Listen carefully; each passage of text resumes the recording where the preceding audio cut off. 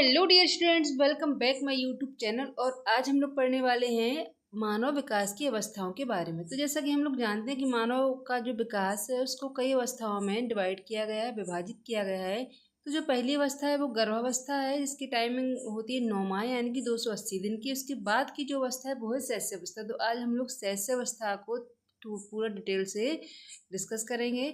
तो आइए बात करते हैं शैशवावस्था की। तो शैशवावस्था मानव की जन्म के बाद की सर्वप्रथम तथा सबसे महत्वपूर्ण अवस्था है। इस अवस्था की अवधि होती है जन्म से 6 वर्ष तक। तो अगर हरलॉक की बात करें तो हरलॉक ने कहा है कि यह जन्म से लेकर 2 सप्ताह तक चलती है और 2 सप्ताह के बाद बालपन या फिर बेबीहुड आरंभ होता है और वह चलता है 2 वर्ष तक। इसके बाद हरलॉक ने कहा था कि 2 वर्ष बाद प्रारंभिक बाल्यावस्था आती है जो कि 6 वर्ष तक चलती है ना। तो ये हो गया हरलॉक का स्टेटमेंट। इसके बाद है क्रो एंड क्रो। तो क्रो एंड क्रो ने क्या कहा था, बहुत ज़्यादा पूछा जाता है एग्जाम में। तो क्रो एंड क्रो ने कहा था शैशव अवस्था औसतन जन्म से 5 या 6 वर्ष तक चलती है।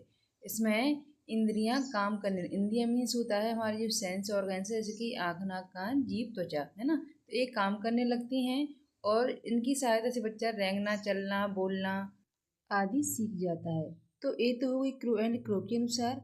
अब इसके बाद है फ्राइड। तो फ्राइड ने क्या कहा है कि व्यक्ति को अपने भावी जीवन में जो कुछ भी बनना होता है उसका निर्धारण उसके प्रारंभ के 4-5 साल की आयु तक हो जाता है। मतलब कि बच्चा अपने भविष्य में क्या करेगा यह कब निश्चित हो जाता है, शैशवावस्था में ही, है ना। जैसे कि एक कहावत है कि लल्ला के गुण पल्ला में दिखते हैं। मतलब कि बच्चा जैसा भी भविष्य में होगा वो हमें उसके प्रारंभिक काल में पता चल जाता है ना। तो ये जो कहावत है वो भी बहुत सही है, जो हम लोग याद करने में आसानी होती है। अब है शैशवावस्था की प्रमुख विशेषताएं।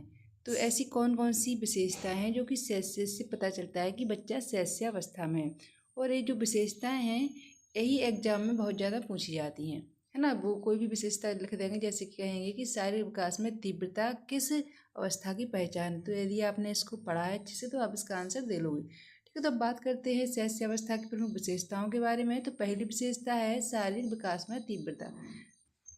तो जैसा कि हम सब लोग जानते हैं कि बालक के प्रारंभिक के 3 वर्षों में उसका शारीरिक और मानसिक विकास बहुत ही तीव्र गति से होता है। जैसे कि हम एक नवजात शिशु को देखें, फिर 1-1.5 साल के अंतराल में अगर हम उस शिशु को देखें तो हमें उसके ऐसा लगता है कि वो बहुत ज़्यादा बड़ा हो चुका है ना, क्योंकि उसका शारीरिक विकास बहुत तीव्र गति से किस अवस्था में होता है, शैशवावस्था में। तो शारीरिक विकास के अंतर्गत उसकी लंबाई, उसकी भार में बहुत तीव्र गति से वृद्धि होती है। इसके अलावा कामेंद्रियाँ, आंतरिक जो उसके पार्ट है बॉडी के, और उसकी मांसपेशियाँ, इसमें क्या होता है, उत्तरोत्तर विकास होता है।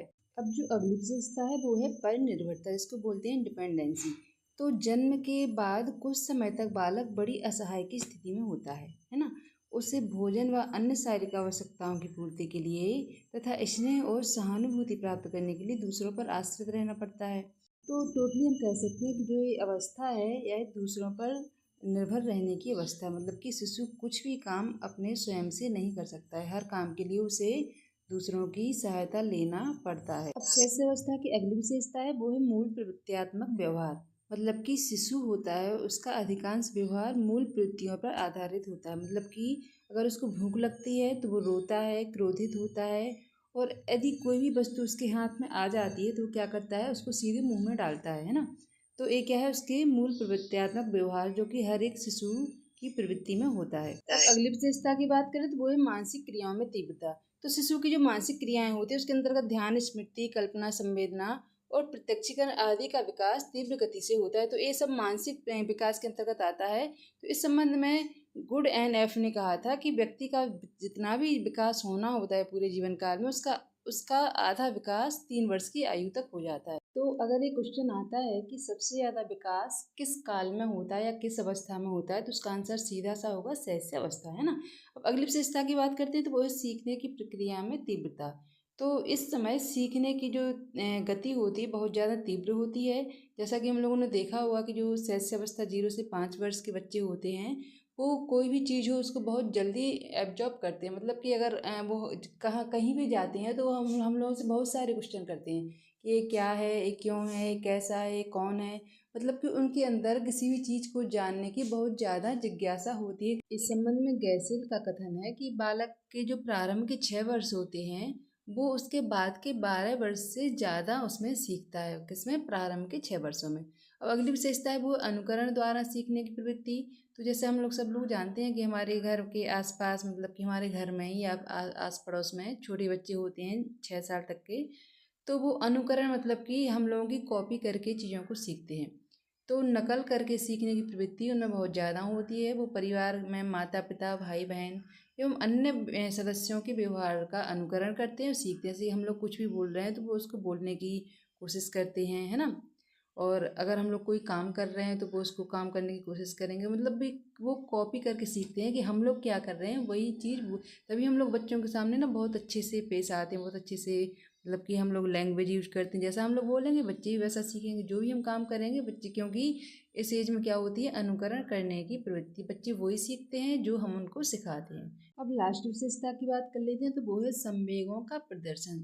तो शिशु जन्म से ही संवेगात्मक व्यवहार को प्रदर्शित करता है, जैसे कि रोना चिल्लाना हाथ पैर पटकना आदि क्रियाएं संवेगपूर्ण होती हैं। बाल मनोवैज्ञानिकों के अनुसार आरंभ में शिशु में मुख्य रूप से 4 संवेग पाए जाते हैं। वो कौन कौन से हैं? भय है, क्रोध है, प्रेम है और पीड़ा है ना।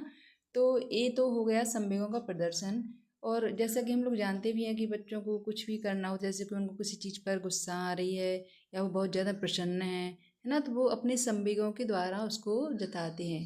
तो आज की वीडियो इतना ही। अगर आपको ये वीडियो पसंद आई हो तो प्लीज़ मेरे चैनल को सब्सक्राइब कीजिए। Thank you.